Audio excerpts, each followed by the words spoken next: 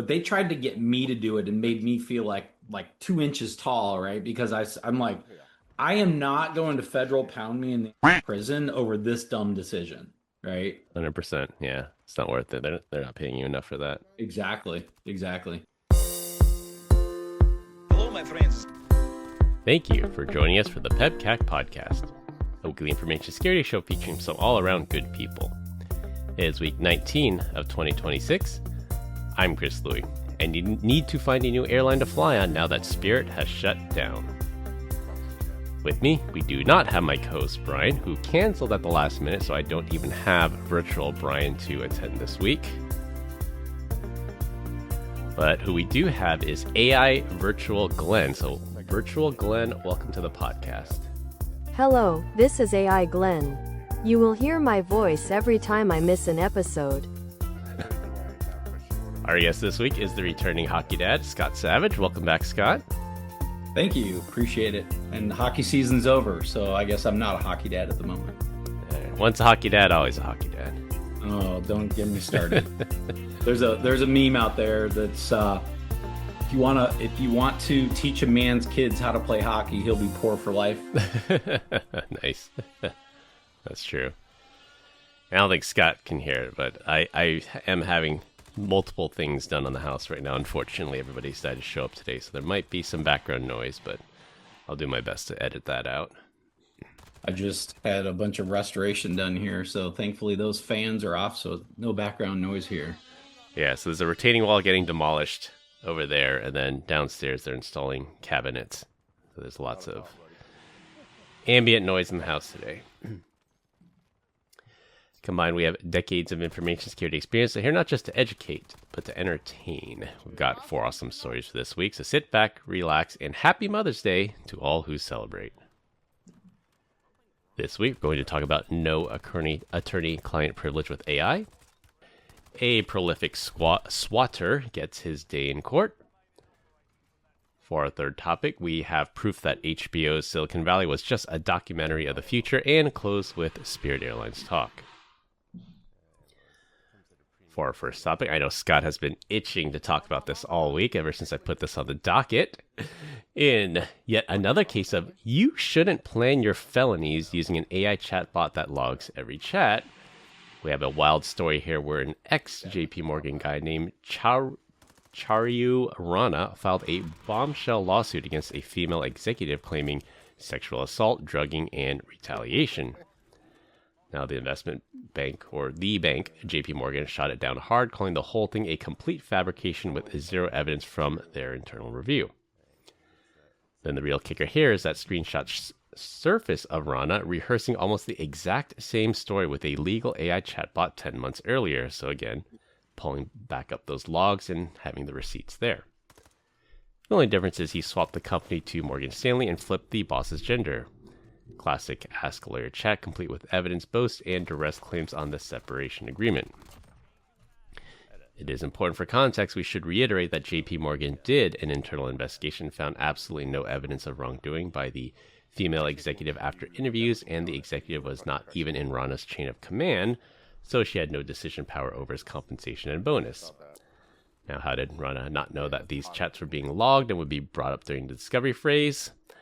And this is where we throw some red meat to Scott. You worked in the financial services sector for a bit. Are you at all surprised at any part of the story? Not one single iota. All I gotta say, banking culture is brutal. That's a given. Number 2, the internal investigation, they quote unquote said he wasn't involved in, or did not include himself, right? Why would you, when there's an HR witch hunt, why would you include yourself in the investigation? That's the first question that I've got. So there's mudslinging going on. The fact that $1 million settlement was on the table, I mean, let's keep in mind this happened in 2024, right? Yeah, so this is going back a few years. Yeah, so it really didn't come out until later in 2025 what was going on. And they've been working on a settlement for the past year. All of a sudden, the settlement is off the table and he's filing the suit. And next thing you know, all this publicity happens about all the bad things that he's done. This is quintessential bank culture, right? Yeah, I would You say the keep timing's a everything as bit quiet curious, as you can. right? Yeah. As soon as it goes public, man, we're gonna throw all the dirty laundry out there because it's game over, right? So yeah, let's just put it this way. Where there's smoke, there's fire. If there was $1 million settlement on the table, I guarantee you there is legitimate liability at stake here, and there's something real to this. And I guess in JP Morgan's defense, and I'm not taking sides here, I'm just playing devil's advocate. The reporting at least says that, well, JP Morgan offered this settlement to spare the embarrassment of a public trial. And again, they say this is false. They claim this is not true, but they said, well, settle just to make this go away, which is not that uncommon. Like we see not a million organizations $1 million offer settlements to just like make things go away, because it's just like patent trolls, right? It's more expensive to fight the lawsuit than to just pay this person to make them go away, even though they have no valid claim. It's like, you know, it's risk management. That's when you boil it down. I guess that's probably, I mean, especially with their team of lawyers, I'm sure it's, you bill by the hour. There's an probably hour. no less than 5 or 6 corporate attorneys involved, right? Yeah. That adds up pretty quickly. The PR from this, I mean, this just exploded. I mean, not just on, we've both pay attention to what's happening in finance, but even in pop culture, this has become a thing. Like, I saw a video that says it's funny because this guy looks like Woody from Toy Story. Like, once you see it, you can't unsee it. Yeah, that's true. But to be honest, like, I mean, you can tell he's legit investment banking pedigree just based on his persona. Yeah. So that's the other thing to consider is this guy has to have a legitimate background, right? He's not just some, random guy who worked at a company, right? He's obviously been in other investment banking roles. So to make these kinds of wild accusations and claims, I mean, maybe those aren't the actual claims. Maybe it was other things that were going on. To turn down a settlement, there has to be something here, right? You don't take this on because you're going to have to pay the lawyer fees yourself, right, in order to manage this. And you gave up an easy $1 million. No, there's something real here. And I would think that if this was like a pattern, if it was systemic, if it was going on for a while, because this Rana guy, he did say he called, I don't know, witnesses, or he got statements or something like that. Allegedly, there was some story where this Rana guy was hanging out at his buddy's apartment, and this female executive invited herself over and wanted to invite his friend in some kind of arrangement, and that there's allegedly some third party, a witness testimony that confirms that this happened. Because you would think that if this were indeed happening, that this guy would be telling all his friends about it or venting to somebody about it. Maybe not. Maybe he kept it to himself. But I think it'll be interesting to see where this goes from a legal perspective, what happens and comes out during the discovery phase. Sure. Including these transcripts with these AI chatbots. So, like, was he rehearsing his legal defense? Was he sharpening his story to, close any potential loopholes? I mean, you only get one shot at it, right? I mean, if I was in a similar situation, I think I would probably do the same thing just to make sure that you've got your communication as clear and concise as possible, and that the story legally is tight, right? That where are the loopholes in the story, right? Find where those are at. Obviously, you hire lawyers to help, flesh all that out, but you'd want a second opinion just to make sure that it's a sane argument, right? Yeah. What do you think, Virtual Glenn? Man, this ex-JP Morgan guy Cherry Irana is out here getting hit with sexual misconduct allegations for sexting a chatbot? Bro, the AI didn't even say no. It just kept responding. Look, we preach this stuff every week. AI is getting smarter, but it's still just code. Now it's blurring lines on consent and boundaries? That's a whole new lawsuit waiting to happen. Lesson? Don't be that dude. Talk to real people, or at least use Signal. Wild times. That's pretty ironic that you got AI actually responding to it. I know. Well, yeah, I'm trying something new. Glenn said he might be unavailable for the next few weeks. I'm like, let's see what Virtual Glenn sounds like. I don't know. This might be a big miss, but I thought it'd be funny to do it for at least one episode. Yeah, so the other interesting point that they made was that she wasn't in his chain of command. And kind of call BS a little bit on that, because when it is time for bonus and payroll review, like on an annual basis, it is a group effort. It is based on committee. So all leaders within an organization are part and parcel to that review and analysis. Yeah. Yes, your manager is going to put you up for promotion, right? Things like that. That is directly, something your manager is responsible for, but they don't ultimately make the decision. It is made as a group. And if an individual is going to step in out of that group and argue why something should or should not happen, right? They still have influence and control over you. So regardless that she wasn't in his chain of command, she had power for sure. Yeah, and I think that's partly, like you said, that JP Morgan's coming out swinging. They have the PR machine. They have lots of resources at their disposal.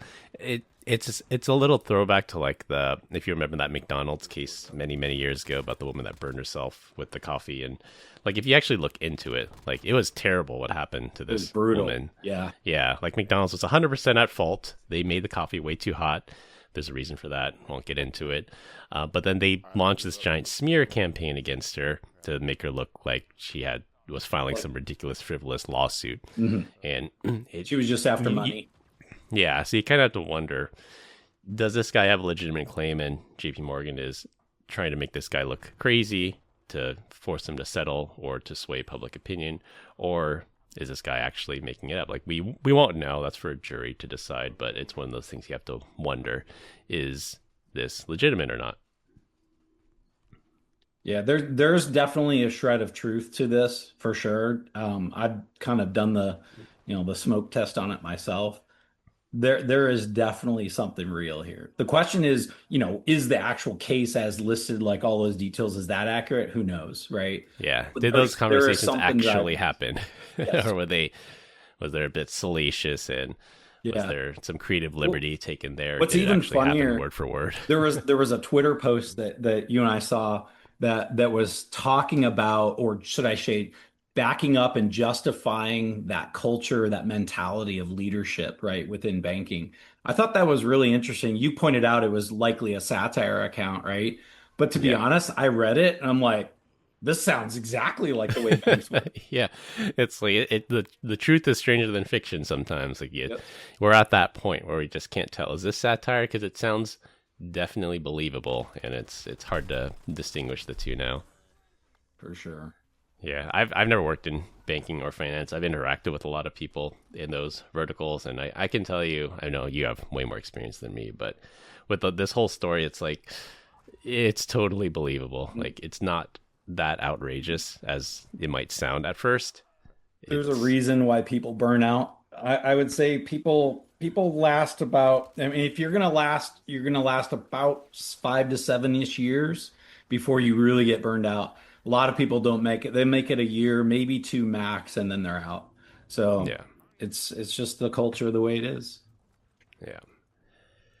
Yep. And yeah, I mean, we'll see if other people start coming forward with their own stories. If it's one of those, like, following on, I guess, the Me Too movement that came out a couple of years ago. If this actually is a big problem, that people will start coming forward, and we'll start to see hopefully some positive reforms in this area.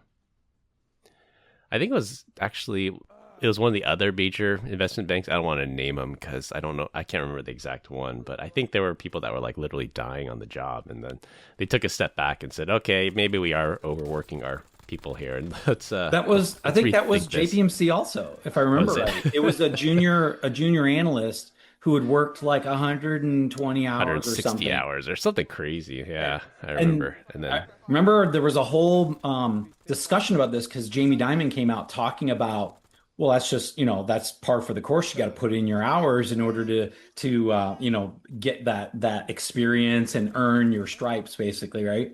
And I always joked the culture was such that they watch the clock, they don't punch the clock, right? Yeah. And watching the clock is, am I putting in more hours than someone next to me or not? And so it becomes a rat race. And literally that culture pervades the entire business. It doesn't matter which department you're in or where you're at.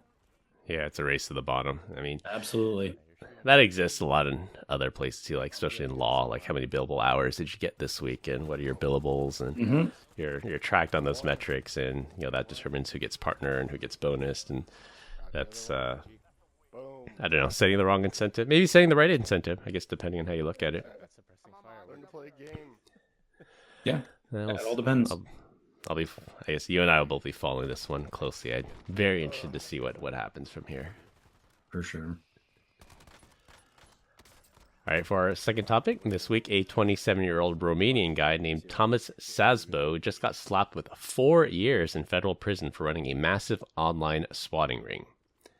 Szabo led a crew that hit over 75 public officials, journalists, churches, and other places with fake bomb threats and swatting calls. Now, for a reminder, swatting is when someone spoofs a 911 call saying there's a hostage situation or an active shooter at somebody's house so that the whole SWAT team shows up with their guns drawn. These morons wasted hundreds of thousands of taxpayer dollars, put innocent people in real danger, and even bragged about knocking out 25 calls in a single day. Szabo got extradited from Romania, pled guilty to conspiracy and threats involving explosives. A U.S. attorney called it straight-up harassment that drains law enforcement and scares the you-know-what out of folks, and they're not wrong there. Moral of the story, swatting isn't a prank, it is a serious crime, and justice is finally catching up. Now, in my opinion, 4 years is nothing, but it's a punishment that hopefully dissuades someone from following in his footsteps. Yeah, 4 years. That's literally a drop in the bucket. I mean, how many people died as a result of these, right? Were people shot, injured? What happened as a result of a lot of these quote unquote pranks that they pulled? I've heard plenty of stories where, people were severely injured as a result of these kinds of harassment. I can't believe 4 years is all that he got. When you think about it, 4 years, okay, it'll probably end up being what, 18 to 24 months, maybe, depending upon behavior. credits. Yeah, exactly. That's nothing. That's nothing. Yeah, compared to the terror that the sheer terror that this guy caused, like that's nothing. Like, even personally, when my kids were younger, they went to a preschool. This preschool was in the basement, not like a basement, but in like the lower level of a church.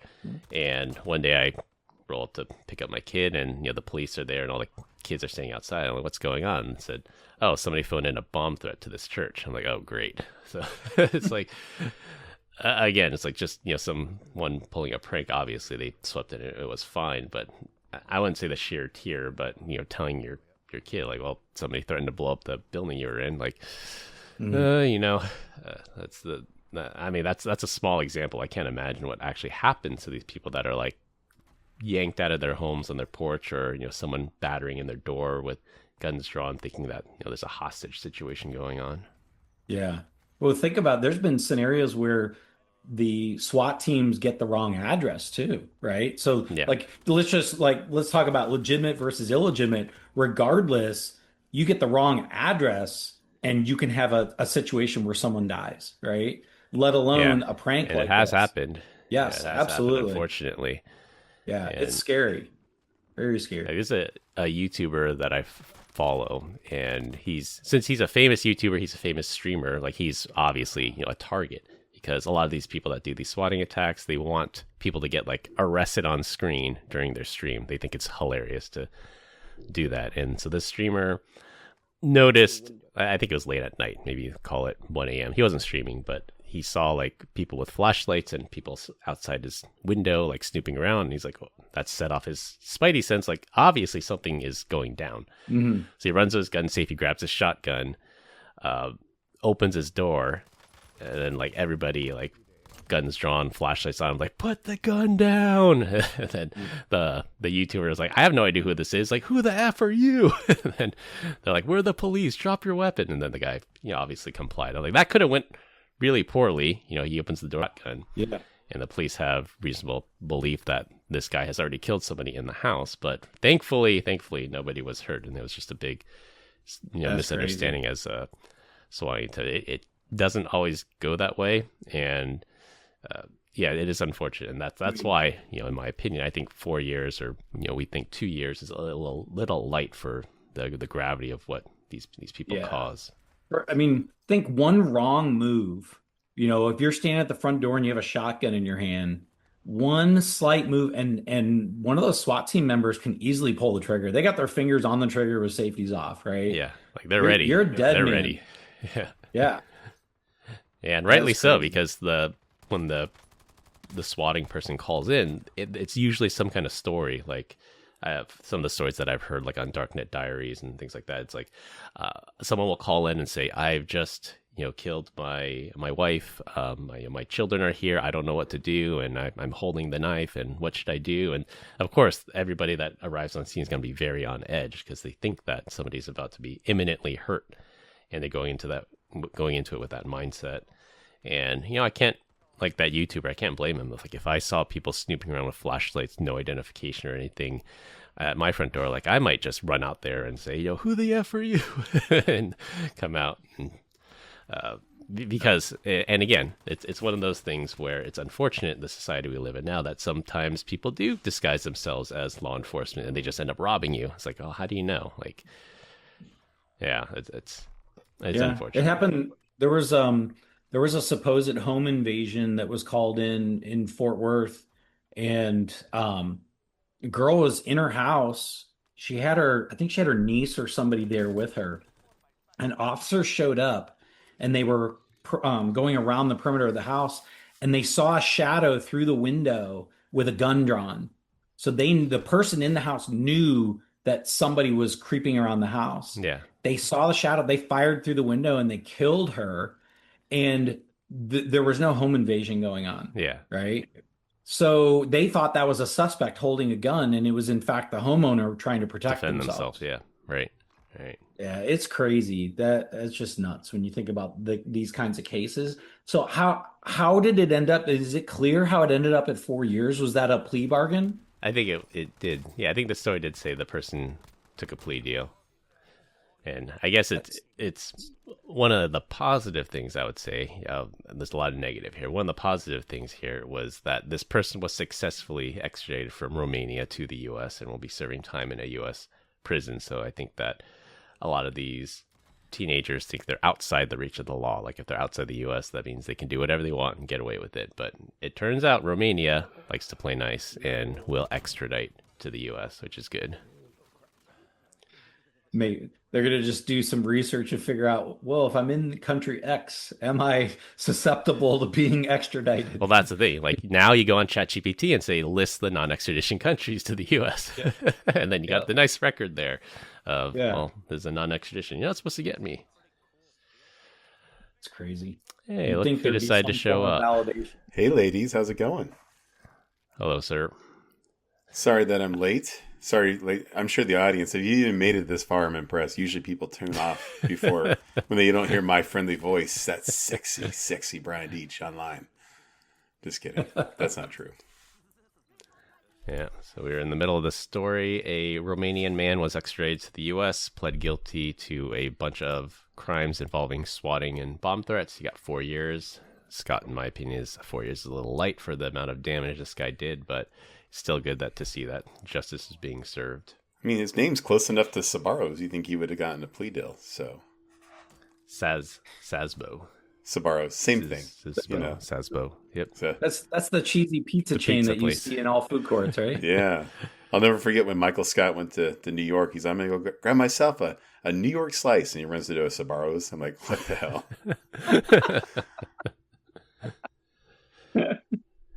That's hilarious. Yep. Yeah, swatting's for losers. Don't do it. You guys can do better. It's true. Yeah. Do the crime, do the time. Wonder what this guy will do after he serves his 2 or 4 years. Is he going to say, I don't want to go through that again, I'm going to turn my life around, or is just going to get even more angry at the system and just start doing it even more? He's going to turn his life around. That's what prison rehabilitation is, buddy. Everyone comes out better. You might even have a college education. Right. Have you met our legal system? Hint of sarcasm there. Savage. Like that is an incredible monitor you got there, bud. You like that? Yeah, I do. You're looking good. Always have a hat on. Yes. Always. Just Yeah, shave, so you just decked shave out the in head. ZC Just shave lingo. it. Just shave it. Just shave. It's getting thin on top. Just a little bit. That's okay. It looks good on you. All right, for our third topic, the hit HBO TV show Silicon Valley was just a documentary of the future. There's this one scene in the show. I think the show's been out for at least 10 years now, I think. It was definitely ahead of its time. And there's this one scene where Richard talks to Guilfoyle, and Guilfoyle supposedly released his AI bot to fix some code, and the AI bot thought, well, the only way to fix all the bugs is get rid of the code. And then Richard gets mad and was like, you gave your AI permission to overwrite production code? And I'll link through the scene, but that literally happened like just about a couple weeks ago. It's out there. AI is out there deleting production databases like it's spring cleaning. This company, Pocket OS, the founder, Jur Crane, watching horror as Cursor, powered by Anthropic's Claude Opus 4.6, nuked their entire live database. And in addition to that, they deleted all the volume backups in about 9 seconds. So boom, everything's gone. Reservations, customer profiles, and payments for car rental shops all wiped.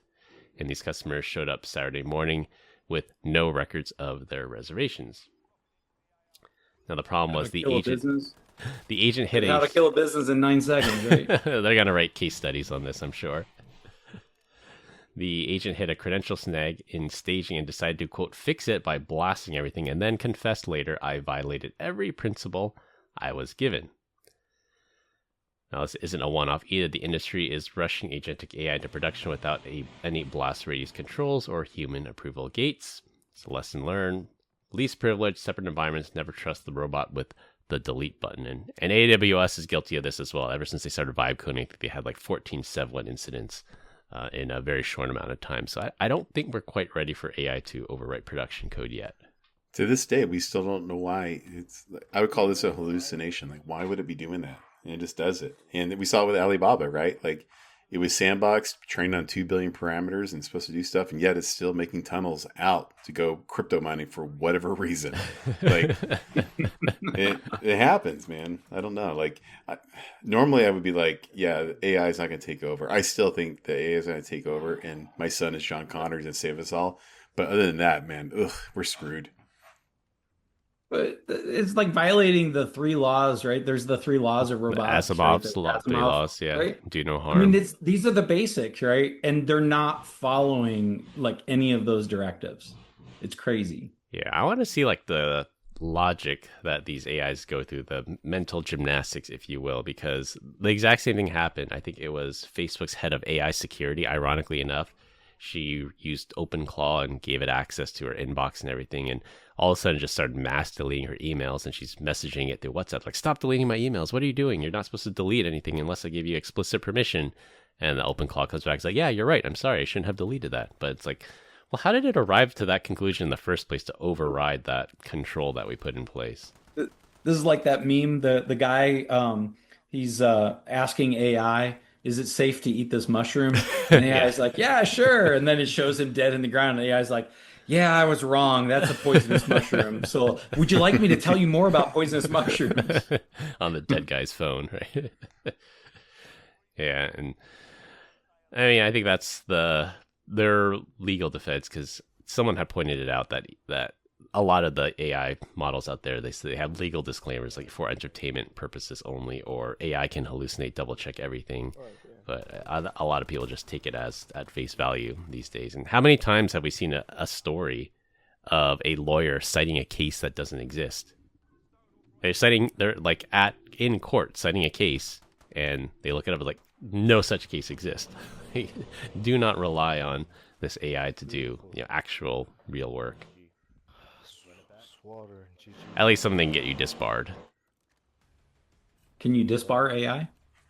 You can't disbar AI. You can disbar the person that reads from the AI, though. Yeah. You're holding all the risk. How did it even get barred in the beginning? This is like the old the cat avatar, the guy that couldn't even change his avatar in the the court, the Zoom. online, yeah, it's like, I'm not a cat. I'm not Zoom. a cat. The judge is like, wait a second, we can't continue. And he's like, I don't know how to change this. Yeah. Good old I AI. can't accept legal advice from a cat.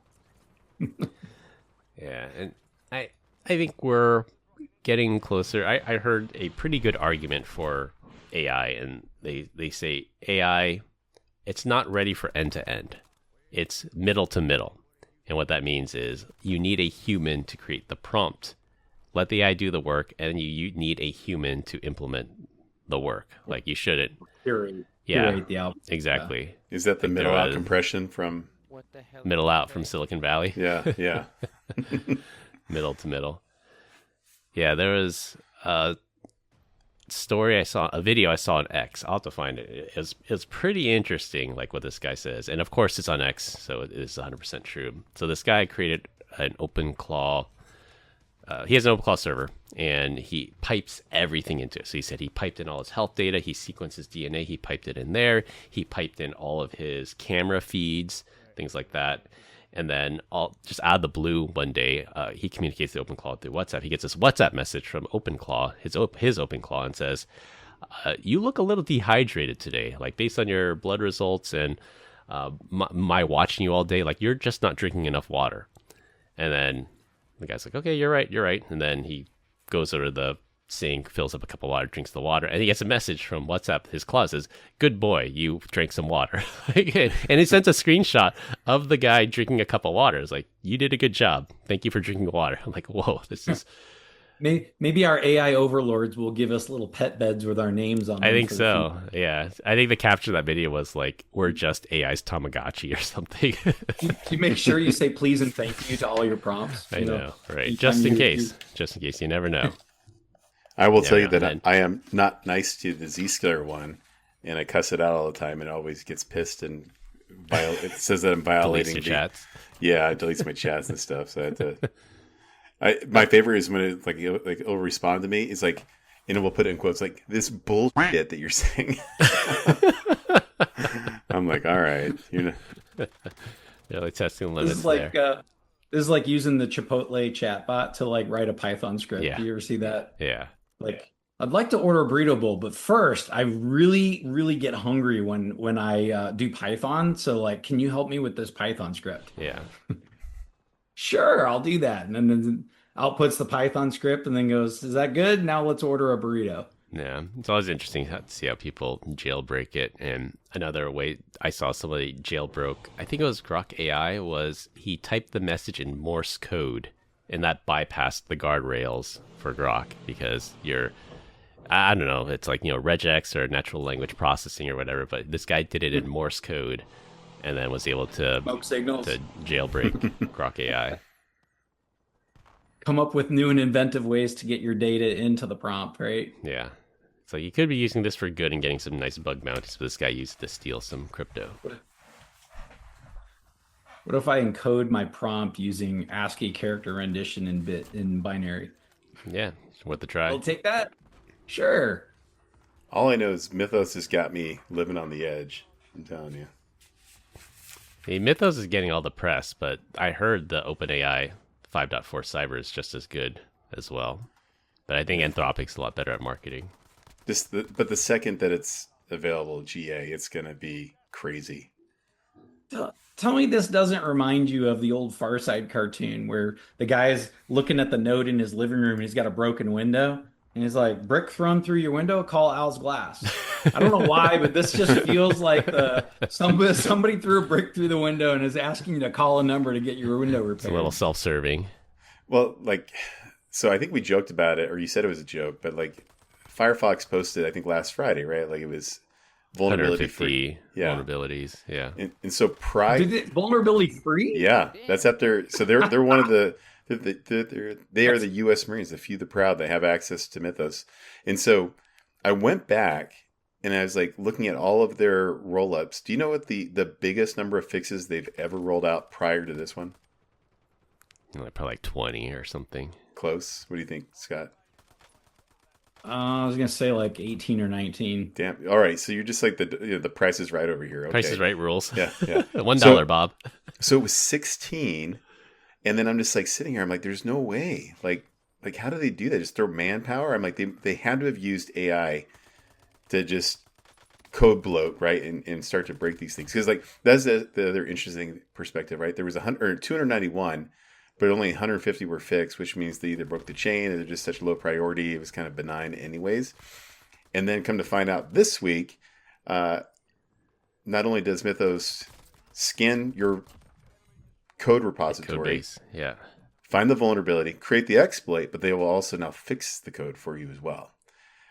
Now, as much as I would love to believe that's a great idea, I don't know how Firefox QA'd all that, but there's got to be a sacrifice of speed, stability, and then also you're probably breaking other things there as well. They're kind of chained to all that.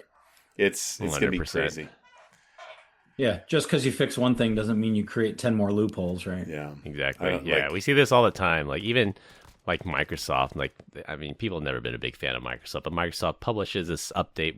We fix this print spooler 0-day, and then all of a sudden workstations can't print anymore. It's like, okay, great, you fixed the problem, but you've prevented us from being able to print. It took them like 4 months to figure this out finally, and I think that's where we're gonna be at. Like, if patching were easy, we would have fixed this problem by now. But patching is not easy, and we are constantly reminded of that. And building these AI patches, I think, is going to introduce a whole nother can of worms. I think it's good, like the open source projects. I think it's good because there was FFmpeg, and they were getting really mad that everybody kept submitting all these AI generated bug reports, and they're like, okay, we know about it, but we're volunteers. We don't have enough manpower or people power to fix the bugs. If you're going to report this bug, give us the patch and we'll just throw it in. And then you introduce other things. You introduce supply chain risk at this point too, that maybe you're using a patch that pulls from this third-party library, and this third-party library has been compromised on PyPy. It's hard. It's a hard problem to fix. It's that graphic of there's this one guy in his mom's basement in Iowa running this little project, and the entire internet relies upon it, right? Yeah. The old Image Magic library was one for a long time, right? Yeah. And this person is unthanked, unpaid, overworked, and one day they're just going to say F it. They're going to sell it to somebody, and then they're going to compromise the library. That is the risk. But, I mean, I think one of the, not to be too self-serving here, but one of the solutions that people have said is like, code's going to be vulnerable. That's a given. We're not going to patch our way out of this problem. The best way is just to not let people access it. Like, have your proper access controls in place, have your proper zero trust segmentation, that the only people accessing the system should be the ones accessing the system, and just not make it reachable for people that shouldn't have access to it. Remove the attack surface. Exactly. Can't hide everything, boys. That's the challenge. Yeah.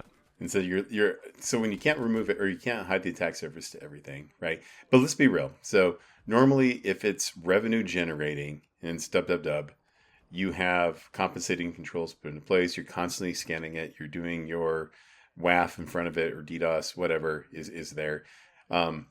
It's the applications that you threw out on the internet edge that you don't really care about, right? And Lord knows when the last time they were updated, and they're usually for employees to use. So there's some type of authentication there. Those are the ones you have to be terrified of, right? Because that's going to be kind of that front door, at least in my opinion. But if you can hide the entire attack surface, at least not the entire, let's say you can hide 50%, then you're left with 50% of, the remedial fallout. So now you have the scans, and one of the things you look at from that lens is like Mythos is special because, and it's a force multiplier, because Qualys, Rapid7, Tenable, they would kind of scan that external attack surface, right?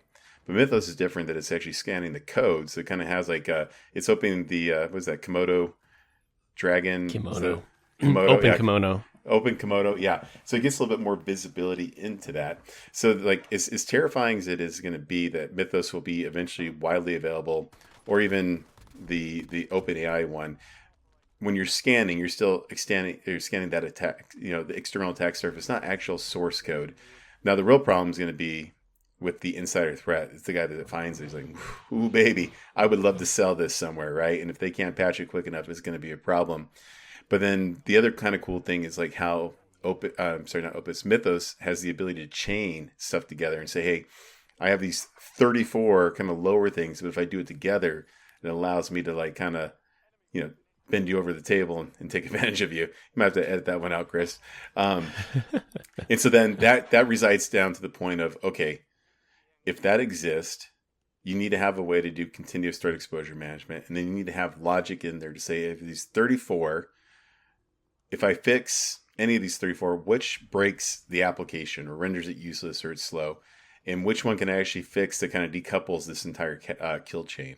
And that's going to be where the bread and butter is going to be at from my lens. Yeah, I would agree with that. I think the static analysis and static scanning is one thing, but where AI really comes in is being able to see the bigger picture, being able to zoom out and then see the bigger picture, like you said, be able to chain certain things together. I mean, we just had this copy fail exploit drop, and apparently that was discovered by AI. It's 700 bytes of code, and it will give you root access to any Linux box within this last 17 years that hasn't been patched with the new update. So we're in the early innings on this one, and the attackers and the defenders we're just going to keep escalating this cat and mouse game. I think Mythos is going to be COVID 2.0 for the cybersecurity industry, right? Like COVID was great to get people working from home and doing that network transformation. Now we're going to see some serious security transformation. And I can't speculate You just stopped the arms race as to when it's actually being released to the public, but I have a good feeling that it's sooner than later. Yeah, and that's where they're even talking about potential government regulation. That a lot of governments have been pretty laissez-faire, I should say, when it comes to AI. Let the industry regulate itself. But when you start getting into things like Mythos and 5.4 cyber, this is powerful. Like, we need to make sure this stays in the right hands, and that's when it's too late. Involved. It's too late. There's nothing you can do. Cat's out of the bag, right? Cat is out of the bag, and then that's where it's like it gets interesting. So, like, federal government comes in. All right, boys. So we're gonna do this ethically, right? But just so you know, when Russia or China buys a license, you just kind of skip over those level 5 severities, just on accident. But let us know about it, and we'll give you a boatload of money. Right, that is going to be a real thing. Not saying that Anthropic would do that, because I don't believe that, or maybe I don't know what to believe anymore. But that's a real thing that could actually happen. Well, backdoor the model, basically. Yeah, why not? Right, it makes a lot of sense. We've already seen it with like DeepSeek. There's that story that DeepSeek is a China model, and they said if you're accessing the cloud version of DeepSeek from Taiwan, it'll introduce bugs in your code intentionally, but if I do the same query from the US, it won't give me those bugs. Bro, I'm telling you, I'm losing sleep over this. Not for my job, but just as the industry as a whole, for my financial information that's out there. Like every aspect, right? Anything that's my phone, hell, everything. It's terrifying. Yeah. Fun times ahead.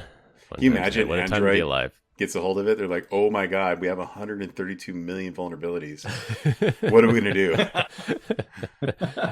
Decide to patch maybe a handful of them, and only if you're on the latest Android. If you're on an older version of Android, you're hosed. Yeah.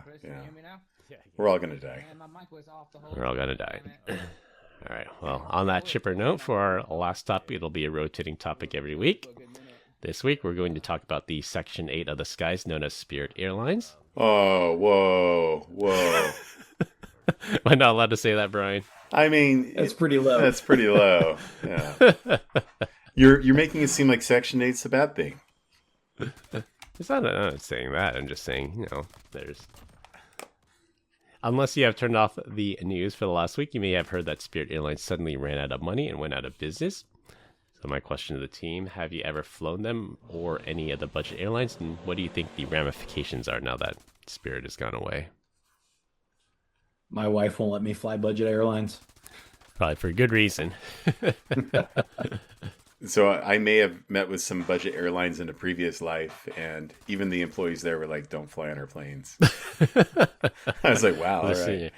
This your U.S. Airways days? In between that. So when I was at F5, I had a bunch of airline customers, both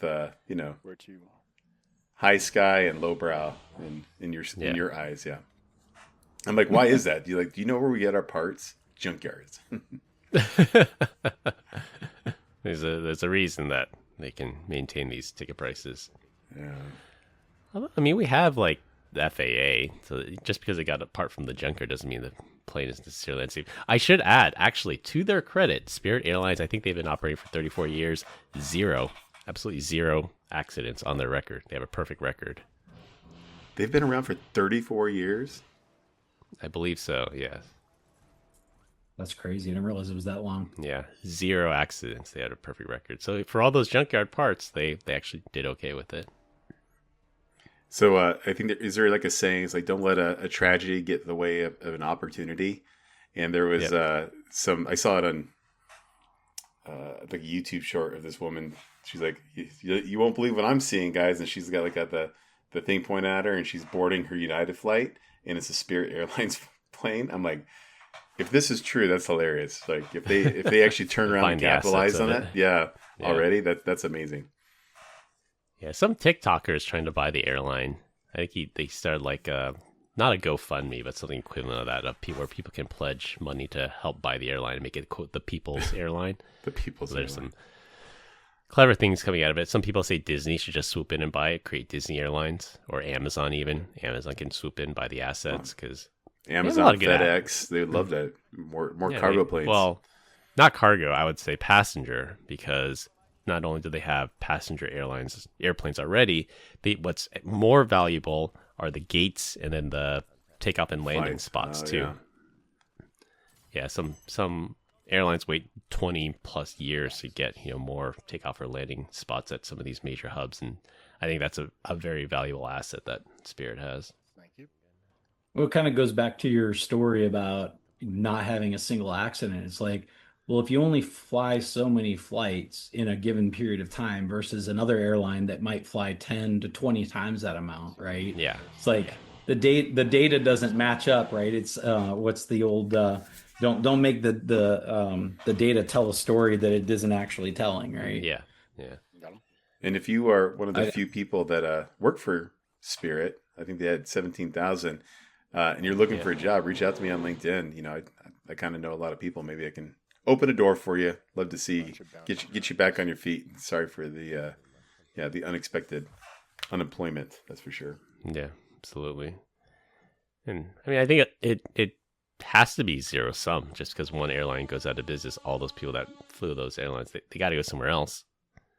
They got to be going on to other carriers. And I think one of the lasting legacies of Spirit is they normalized the,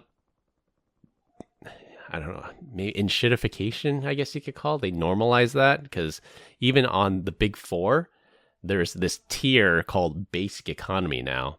And that's no seat selection, no carry-on, no this, no that.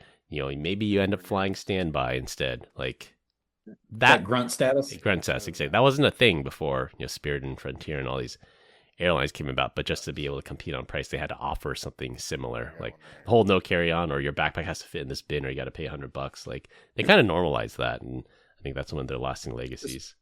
It reminds me of the fish in Shark Tale when he's trying to explain to him where on the food chain he is. He's like, here's the whale, here's whale poop, you're below whale poop.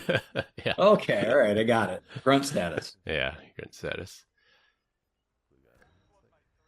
That was one of the things, like, basic economy and airline doesn't sound too bad, but when I travel, I have to travel with the family, so I'm like, obviously we can't get split up. But then I guess at the same time, airlines are not allowed to split up families. I don't know if am I leaving some money on the table here by not flying basic economy. All I know is, cow herding airlines, Southwest Airlines, right? Went to like reserve seating, and it's amazing because like if you go to like Google Flights and there's an American, United, and a Southwest, all the flights are the exact same price. Yeah. And I'm like, and I would almost argue, because I had to fly Southwest the other day, better seat, to be honest with you, than what I can get on an American flight or United for basic economy. But did they screw up the boarding process? Because I don't think they've got that quite figured out. They haven't figured out. The people boarding the plane have no clue. Yeah. Right. Because they're used to A1 or, A13, whatever. Yeah. They don't know this concept of like group one now boarding or assigned seats. Exactly. Yeah. And I'm sure we'll see the Spirit passengers on other airlines now as well, because you got to get somewhere, and then they'll probably be buying those basic economy tickets. We'll know them when we see them. Is that it? Maybe. All right. Well, we continue to get great comments about our dad joke of the week. Dad joke of the week. This week, our guest Scott is up. Scott. I got a good one for you. Deech, you might not get this one. I probably won't. What do you call a group of men waiting in line for a haircut? Me don't know. A barbecue. What? Barbecue? Barbecue. Barbecue? Oh, barbecue. Barbecue. Okay, yeah. Thank you for the barber. Got to sound that one out. That's for sure. Good one. And you're right. I don't get it. It's been a while since you've been in a line for a haircut. Right, Deech? For as long as I've been in IT, which is like 30 years, you're right. He gets in line for the beard trim, not for the haircut. It's like, what do you call a line of rabbits that are slowly backing up? A receding hairline. Yeah. All right, to wrap things up, don't plan felonious activities with an AI that keeps logs. Swatting is a crime and people are being punished for it. Don't trust AI with your production code, and rest in peace, Spirit Airlines. That's all we have for this week. Hope you enjoyed this week's episode. Find us on LinkedIn. Links will be in the description. Follow us on Instagram at PEBCAK Podcast. Thank you to our listeners and subscribers who raised 5 stars in the iTunes Store and Spotify and left us a review. We appreciate you all spreading the word to help grow the show. The best way to find us is to search for the PEBCAK Podcast in your favorite podcast listening app. My co-host Brian Deech and our guest Scott Savage. I'm Chris Louie. Thanks for listening. We'll see you all next weekend. As always, have a nice day. Bye, Felicia. Later. Have a nice day.